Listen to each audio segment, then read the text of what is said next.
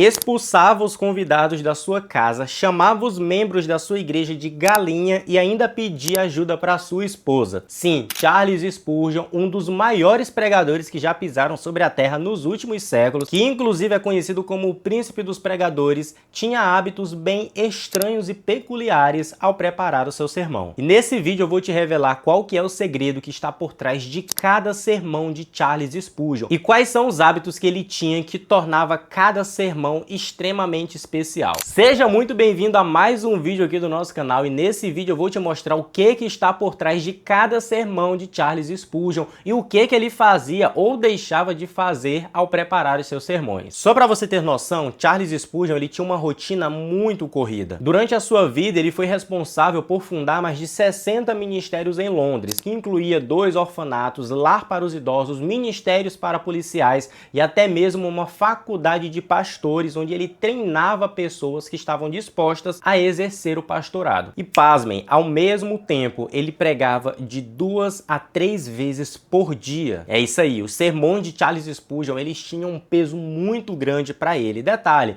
eram sermões que impactavam não somente a sua comunidade, a sua igreja, mas toda a sociedade da época. Seus sermões eram tão impactantes que chegavam a ser vendidos nas bancas de jornais por um valor ínfimo, somente para que as pessoas tivessem acesso àquela mensagem. Os sermões de Charles Spurgeon já foram traduzidos para mais de 40 línguas diferentes em todo o mundo. Sem contar as inúmeras histórias que a gente tem espalhadas por aí de pessoas que se converteram lendo os sermões de Charles Spurgeon. Por exemplo, há uma história muito legal de um homem que foi condenado à morte na Austrália e antes da sua morte ele fugiu. Só que durante o seu trajeto de fuga, ele se converteu quando ele leu um sermão de Charles Spurgeon. E sabe o que é mais interessante ainda? O sermão se intitulava Manchado de Sangue, foi encontrado na bolsa de uma vítima que este homem tinha tirado a vida. Então já dá para você saber que os sermões de Charles Spurgeon cativavam, impactavam muitas pessoas na sua época e até mesmo nos dias de hoje. Mas você já se perguntou o que é que tá por trás de cada sermão? O que é que Charles Spurgeon fazia de diferente? Como ele preparava, se comportava, como ele escrevia cada sermão? Nesse vídeo eu vou te mostrar o segredo que está por trás de cada um deles. E acredite, você vai ficar impressionado. Então pegue um papel e uma caneta e comece a anotar, porque você vai sair daqui com muita informação. O primeiro hábito de Charles Spurgeon ao preparar os seus sermões era proteger o seu tempo de estudo com unhas e dentes. Charles Spurgeon ele tinha uma rotina muito corrida, mas ele também era bem conhecido pela sua hospitalidade. Então o tempo inteiro ele estava recebendo pessoas na sua casa, apesar da sua saúde estar debilitada. Então ele enfrentava também dificuldades em encontrar um tempo precioso para poder fazer isso. E muitas vezes ele era taxado de ignorante por estar abrindo mão de passar tempo com as pessoas da sua igreja para estar dedicando-se aos estudos. Então Charles Spurgeon criou uma regra muito especial para ele. Quando chegava sábado às 18 horas da tarde ou da noite,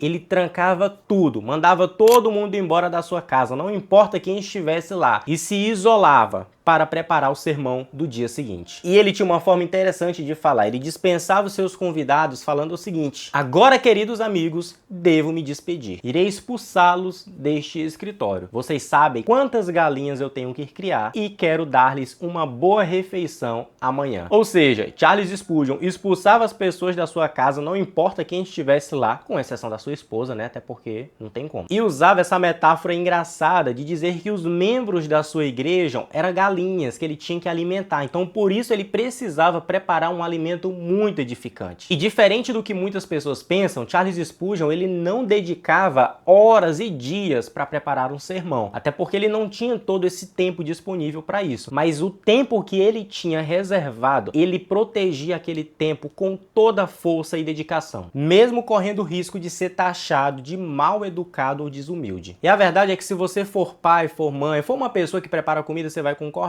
Quanto mais pessoas você tem que alimentar, mais disposto e mais dedicado você tem que ser na sua cozinha. Segundo hábito de Charles Spurgeon ao preparar os seus sermões, Charles Spurgeon selecionava textos curtos da Bíblia Sagrada e destrinchava cada um deles. Diferente do habitual para os pregadores reformados da sua época, Charles Spurgeon ele não tinha o hábito de fazer pregações expositivas ou cronológicas da Escritura. Em vez disso, ele tinha uma crença de que todas as semanas Deus lhe fornecia um texto e aquele texto ele teria que se dedicar ao máximo a ele para poder absorver as lições e entregar para o seu povo. Muitas e muitas vezes Charles Spurgeon se encontrou abandonando seus momentos de estudo simplesmente porque ele não tinha encontrado ainda o texto ideal para pregar a palavra de Deus. E aí entra a sua querida e amada esposa Susana. Charles Spurgeon implorava ajuda para sua esposa, dizendo: o que devo fazer? Deus ainda não me deu o meu texto. Inclusive, algumas reflexões da sua esposa que dizia que muitas vezes, enquanto deixava Charles Spurgeon sozinho para estudar, ele não tinha nem o texto ainda que ele iria pregar no domingo. E ela dizia que Charles Spurgeon ele tinha uma mente muito organizada e bastava apenas um momento de profunda reflexão e meditação na palavra de Deus para que ele encontrasse palavras-chave,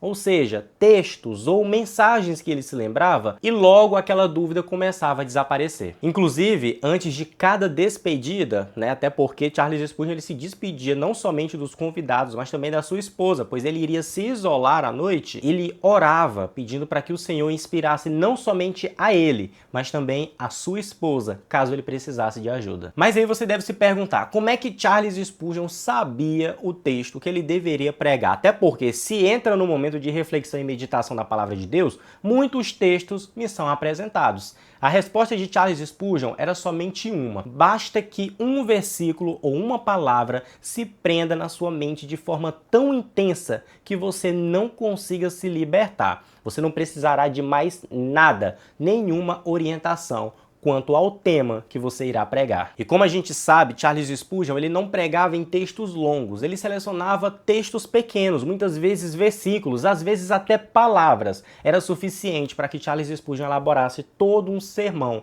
e apontasse para Cristo. E Charles Spurgeon, como um pregador reformado da sua época, tinha esse diferencial muito grande. Ele tinha um objetivo não de abordar grandes porções das Escrituras, mesmo que durante toda a sua vida ele tenha feito isso, mas de pegar pequenos textos e pequenos fragmentos da Bíblia e tirar o máximo proveito daquilo para edificar a sua comunidade. E cá entre nós, se você conhece Charles Spurgeon, você sabe que ele fez isso muito bem. E se você não conhece, preste atenção, vou deixar um card aqui na tela onde eu te mostro o último sermão de Charles Spurgeon e qual foi a mensagem que ele trouxe para a sua comunidade antes da sua morte. E você vai perceber que de um pequeno fragmento de texto, Charles Spurgeon consegue fazer um alvoroço naquele sermão e destrinchar cada vírgula que está naquele versículo e naquela passagem e edificar a sua comunidade com extrema maestria. Terceiro hábito de Charles Spurgeon ao preparar os seus sermões era escrever manuscritos ou esboços. Para cada texto que Charles Spurgeon selecionava, ele preparava um esboço do seu sermão, que era basicamente coisas escritas aleatoriamente para que ele tivesse clareza do que ele iria fazer. Charles Spurgeon esboçava e rascunhava tanto os sermões que certa vez ele disse aos seus alunos a seguinte frase: creio que em quase todos os sábados da minha vida eu faço esboços suficientes de sermão que, se eu me sentisse à vontade para pregá-los,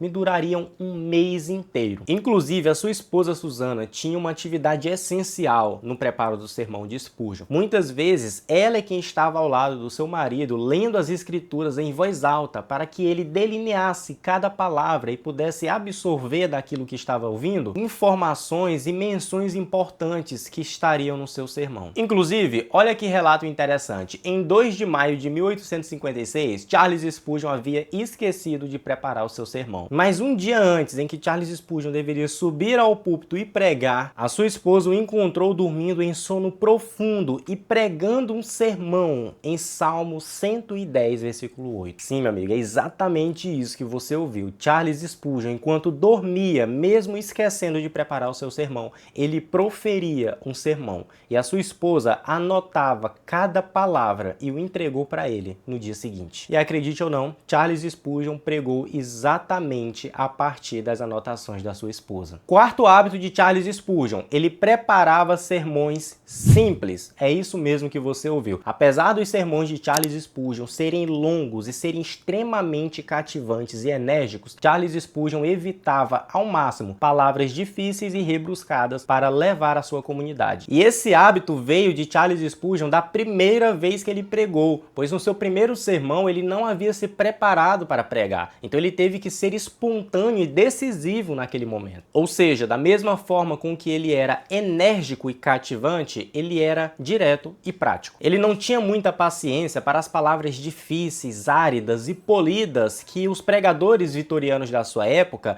tinham o hábito de proferir nos púlpitos. E inclusive Charles Spurgeon criticava duramente os sermões que você precisava de um dicionário ao invés de uma Bíblia. E Charles Spurgeon foi extremamente acusado de ser vulgar e irreverente no manejo das escrituras e da palavra de Deus. Mas ele dizia que a sua missão era alimentar as ovelhas que Cristo havia pedido para ele alimentar e não agradar os acadêmicos elitistas da sua época. Inclusive, os anos de formação ministerial de Charles Spurgeon aconteceram dentro de um campo. Ele era um pregador rural, ele pregava para fazendeiros, pessoas da roça. A primeira congregação de Charles Spurgeon era formada por pessoas assim. E por conta disso, ele aprendeu a pregar de maneira simples, direta e eficaz. E como você pode ver, são características que ele manteve por todo o seu ministério. Eu diria que Charles Spurgeon ele dominou uma técnica que é muito valorizada nos dias de hoje, mas que infelizmente falta em nossos pregadores. Ele aprendeu a falar mais com menos. Ele dizia para os seus alunos que o pregador deve ter o cuidado máximo de pregar Cristo da maneira mais simples possível. Ele deve quebrar e evitar utilizar palavras muito difíceis ou muito longas, inclusive fugir da tentação de utilizar essas coisas. Charles Spurgeon dizia que o pastor deve pregar Cristo com tanta clareza que os seus ouvintes não só possam entendê-lo, como também não possam interpretá-lo mal, mesmo que eles tentem. Quinto hábito de Charles Spurgeon ao preparar os seus sermões era consultar livros e comentários. Spurgeon ele não somente tinha, mas ele orientava os seus alunos a terem humildade de se submeter aos ensinamentos de homens que viveram antes dele. Ou seja, basicamente era ser humilde para entender que você não sabia de tudo. Então comentários, livros, artigos e estudos estavam sempre à sua mesa e sempre ao seu alcance quando ele iria preparar os seus sermões. Aí você deve se perguntar, tá, mas o que é que Charles Spurgeon lia?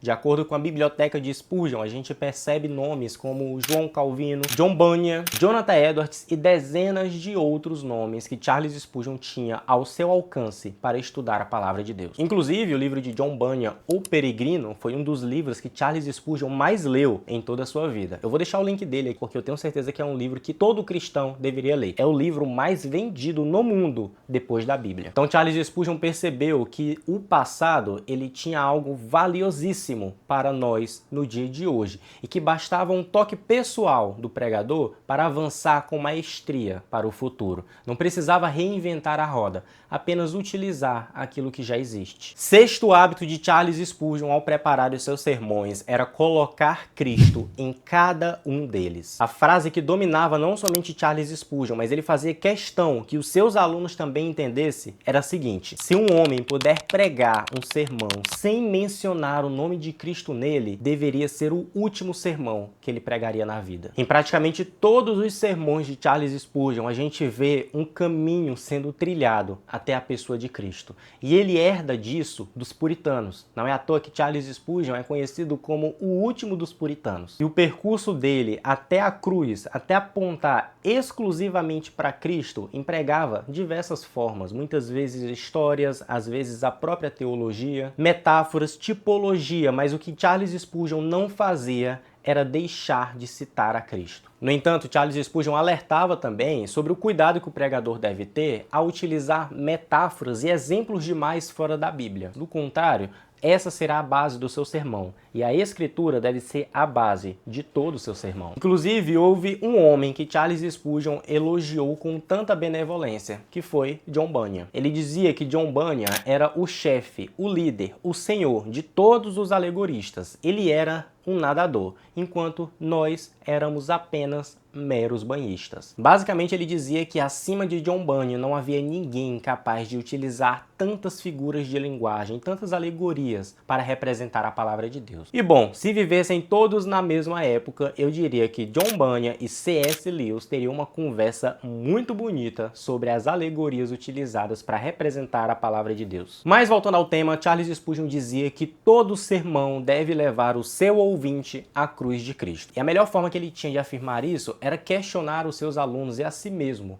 Qual que é o tema central das Escrituras? Não é Cristo. Ele dizia que se tomarmos o livro, a palavra de Deus, e destilasse em uma só palavra, essa palavra seria Jesus. E nós poderíamos olhar para todas aquelas folhas e páginas e perceber que elas são como faixas que envolvem o Salvador criança. Pois se nós desenrolarmos e destrincharmos as Escrituras, encontraremos nada mais e nada menos, mas unicamente a Jesus Cristo. E é por isso que eu volto a repetir a frase que moldava todo o preparo de Charles Spurgeon do seu sermão: se um homem puder pregar sem citar o nome de Cristo no seu sermão, então este deve ser o seu último sermão. Inclusive agora eu quero saber de ti. Deixa aqui nos comentários quais desses hábitos mais te chamaram a atenção. Aproveite, não se esqueça, se inscreva no nosso canal, deixa aquela curtida e ative também as notificações para não perder nenhum vídeo aqui do nosso canal, tá?